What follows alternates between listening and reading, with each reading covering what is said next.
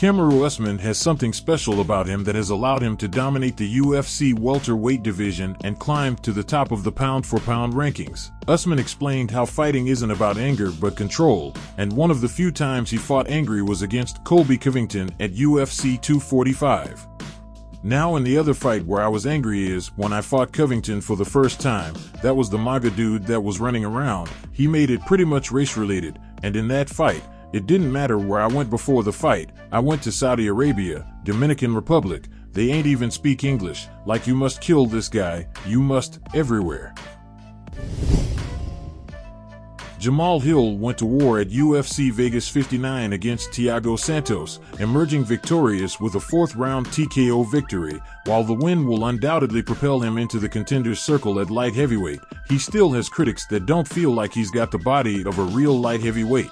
What they look like? Ha, that's funny, because most of them don't even have profile pictures. They don't even put themselves, not even their face, so that's funny. I'm not built like most guys at 205. They have a lot of muscle, they're bulkier, built, things like that. I don't feel the need to be built that way. In a video uploaded to Instagram, Charles Oliveira's stern warning to Islam Makhachev has caused a frenzy of reactions in the comments.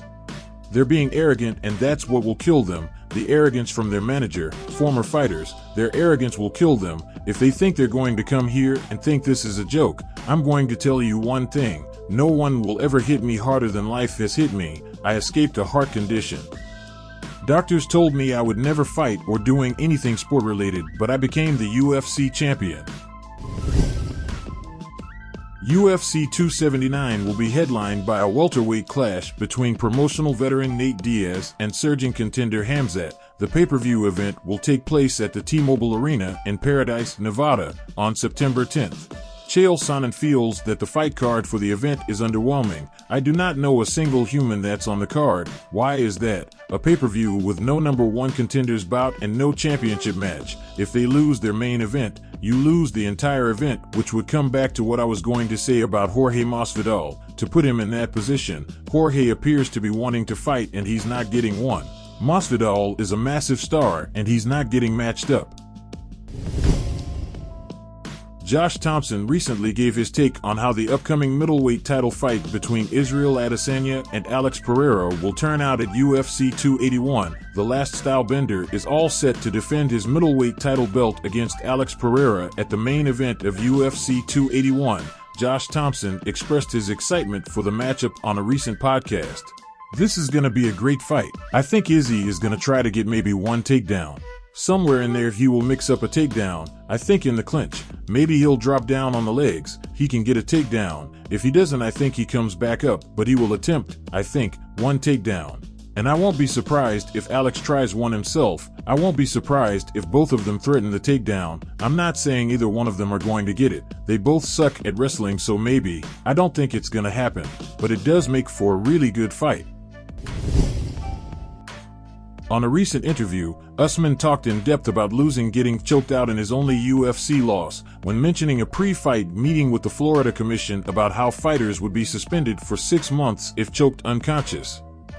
I panicked. I was like, yo, what is this? Like, how is this? This is probably why you wanted to partner with your brother then. He's like, yeah, partially. Right. So I panicked. I'm like, yo, I feel uncomfortable here. So I'm trying to get up. I'm trying to turn and escape.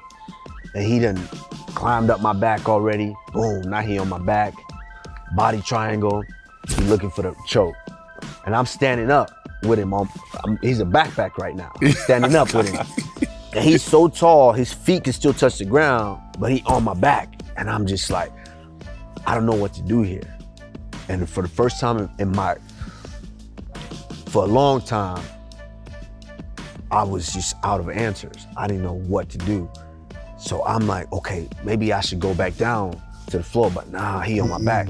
I had no idea what to go back down to the floor. And now the crazy thing is, I'm thinking about all of this as it's happening. And I remember like it was yesterday, all this is happening. I'm standing up against the cage and I'm fighting his hand. Right. And I'm thinking, yeah, if I roll back down, but nah, I don't know what I'm doing down there either. So nah, just stay up here. You know, at least you're safe for now. And then I hear his brother was in the UFC at that point. And I could hear his brother saying, oh, he's gonna tap. And the competitor in me right away was like, no, I'm not tapping. I'm not about to tap. But then I realized what just happened in the locker room. The commission comes out and they have a meeting with all the fighters before. And the Florida commission said, hey, if you are choked unconscious, it's an automatic 6 months suspension. So if you go out, because you know we're fighters, we like, nah, I'm never tapping. Right. You gotta kill me in here.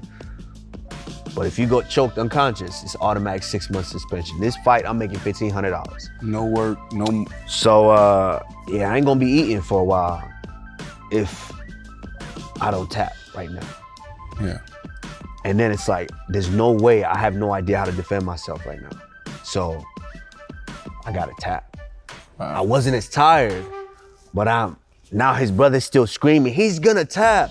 I'm like, am I gonna tap? So I'm now my legs are shaking because now I got this 190-pound backpack on me and I'm like, yo, all right. So for the first time, I quit on, been a long time, I quit on myself. Wow. I was like, I have to tap because I'm outgunned. I just don't know how to get out of it. Do you regret that? Yeah, because, you know what I'm saying? Like, No. That was a lesson. No, I don't regret it because to me, it was like super strategic. Very strategic. You don't want to be without money for 6 months if you don't have to. Right. Yeah, I'm broke. I'm broke. It's the beginning. So, but at the end of the day, of course, I would like to be undefeated Right. in my career. But it's true what they say, you learn more from your losses than your wins. And so, UK rapper Swarms sent a chilling message to Jake Paul after the American continued to make negative remarks on social media. KSI was set to enter the squared circle once again later this month against fellow YouTuber Alex Wasabi. However, Wasabi has pulled out of the fight due to a concussion he suffered in training. Swarms has replaced Wasabi on just a few weeks' notice. I'm seeing all these comments about the fight. The fight's happening on the 27th. I'm seeing these comments, especially Jake Paul, chatting shit. Mate, your brother's already got punched up by KSI, and now you want to get punched up too. Keep running your mouth, mate, and you'll see what will happen to you. Come London, bro. It's easy to run your mouth up on social media, but real life, bro, I know you're not about this life, bro. We're from the streets here, bro. Yeah? Let me show you something right now. You think me and KSI are friends? You lot have lost the plot. We've done one song together. That's it. We don't speak. We follow each other. We don't speak. He ain't my friend, bro. He knows what he's done. And yeah, 27th, you're going to see me. I'm a madman. Watch.